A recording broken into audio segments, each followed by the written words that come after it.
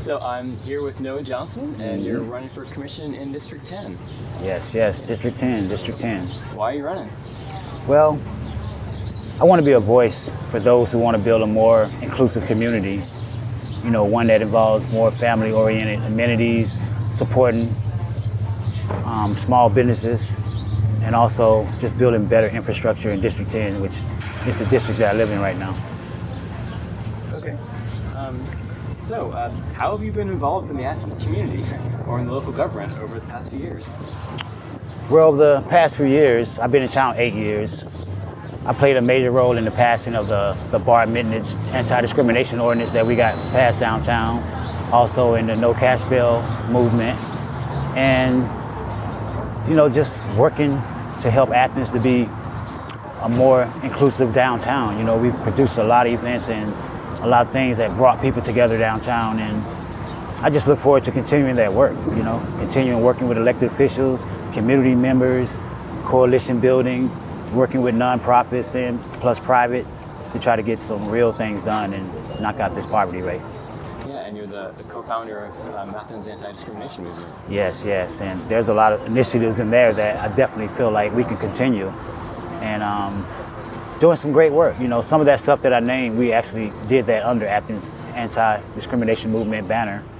And a lot of other things that I didn't name, like the school to prison pipeline work, getting out working with kids to teach them about how local government works through our teen social justice. You know, we took kids to March for Our Lives from Athens so the youth could have a chance to be a part of that historical young movement and get engaged, and it's been amazing. So do you have any other experience that you feel qualifies you to be a commissioner? Well, I'm a facilitator and an organizer, you know, and the events that we produce, like the Athens Hip Hop Awards, the Athens in Harmony, the Athens MLK Day Parade and Music Festival, all these things, you know, help me to better engage with the community and to be able to communicate with them and see the things that they want and the things that they need and how they feel about how the government is currently operating.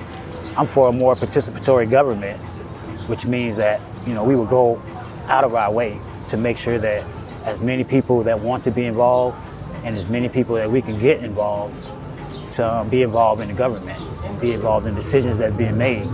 Because I feel like in criminal justice reform and a lot of things, decisions that are being made right now towards social justice and equity and things like that, there's not enough of the people that are actually affected by these things at the table. So me growing up in marginalized communities, I know how to get to these people, I know how to engage them, get them excited about being a part of what's going on, and I look forward to doing that.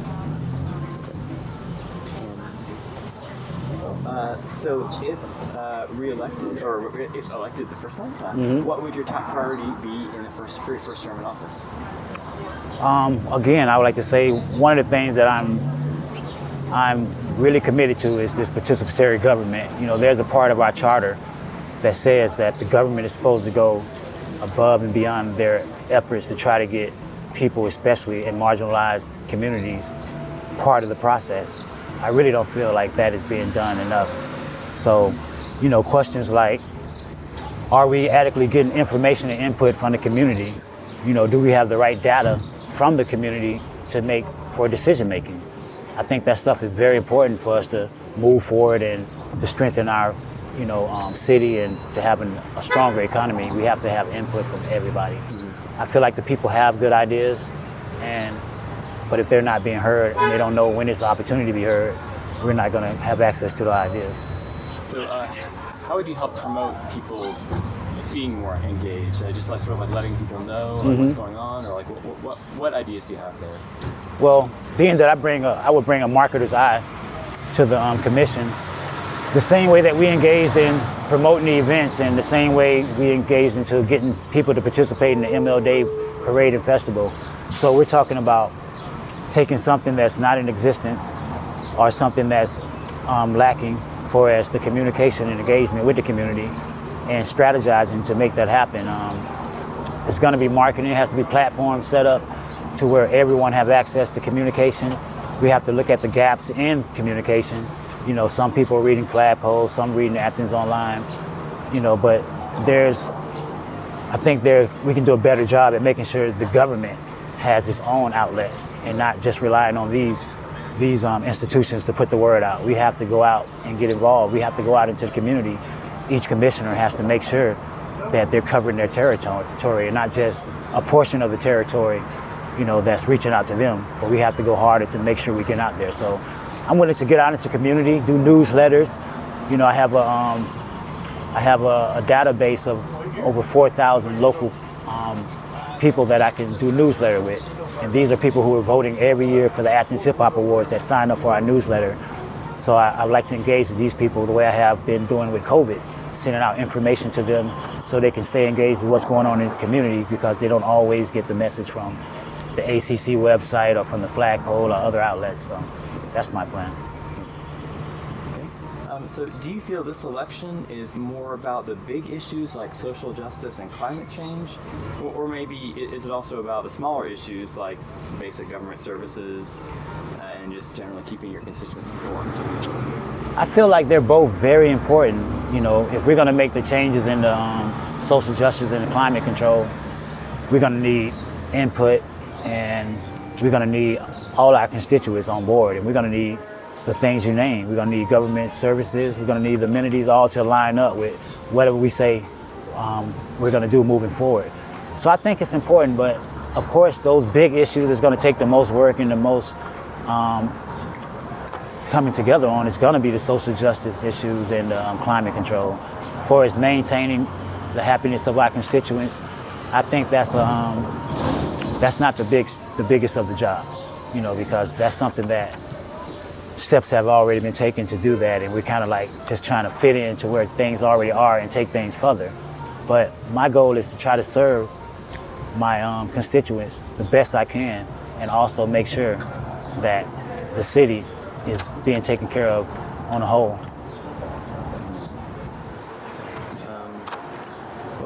So how do you feel about taxes?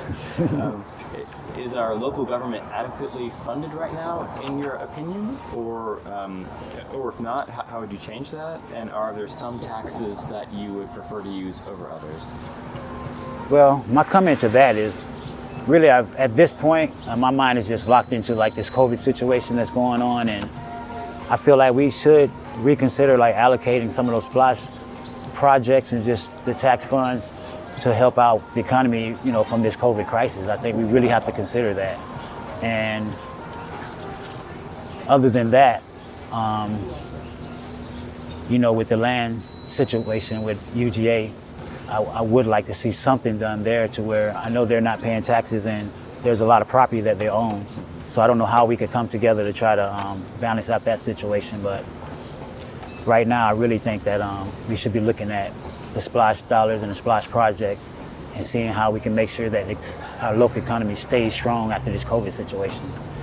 And what would your approach be to SPLOST? I know some people are pretty adamant that the commission should basically just do what like the local government committee, the citizen committee suggests, and some people feel that really is the commission's decision, and that an advisory body is just an advisory body. What is your take on that? Personally, I feel like if we put together a citizen advisory committee, we should utilize that input and take it serious. Make sure they have all the data they need to make the right decisions, and I think their decisions should be strong. We are put in office, or the commissioners are put in office to represent their constituents, and if these people are reflective of that, I don't think we should be doing totally opposite of what they're recommending. So that's how I feel about that. And talking to some people that were on the Splash committee, felt like their opinions or their suggestions that they were making, weren't going to stand, and felt like they were being challenged. And some even felt like we could have had a more diverse group of proposals, of people making proposals. But so I really feel like they should have been satisfied with the process that they went through. They should have felt like the work that they put in was worthy of their time, and that should have been considered. Yeah, the big one that stands out to me is always the jail. I don't think we keep the jail as big as the one it is now. And the Citizens Committee actually wasn't recommending that. They recommended a smaller jail, but anyway. Yeah, I remember that. And Why should voters choose you over your? well, the first reason I would say is my commitment to the participatory government and wanting everybody to be a part of the process. In my district, I've talked to people who don't know who the commissioner is. You know, I didn't know who the commissioner was, and I've been living in the district for a while. And when I started to reach out to the person that I found was a commissioner, we wasn't getting any responses. So until I actually started getting active into politics or activism and actually going to the mayor and commission meeting, seeing, you know, who my commissioner was and just finding out more things like that, I was unaware to then. So I feel like there's a lot of people out there that are unaware and that could be a part of the process, helping to make the decision stronger and more effective. So that is one thing.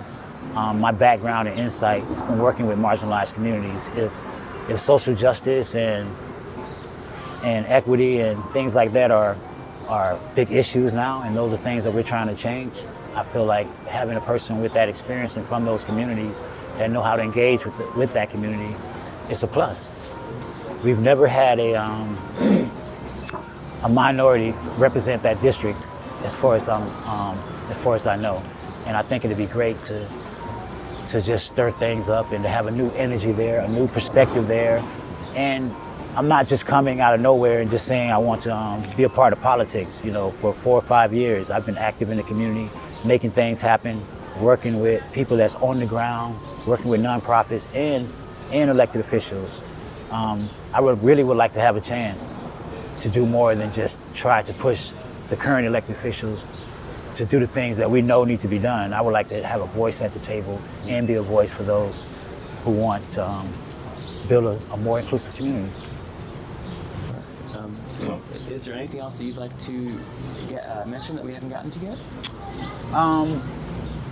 I just would like to say that this COVID situation has been very serious, and I'm glad to see the response, you know, from the mayor and commissioners. I'm glad to see the response from the community, you know, accepting that this shutdown is something that we need to do. I hope that we're more prepared next time, you know, something like this happens, for us having more emergency room beds, you know, having a crisis response team already in place, knowing some of these things that need to be responded to, and just wanting everybody to stay safe. And I know the governor is about to lift some of these restrictions, but I would advise you to not go back out and do the things that you were normally doing so soon. I would advise you to just stay back and still practice the social distancing and stay at home if you can, and just be safe. All right, well, thank you so much. Okay.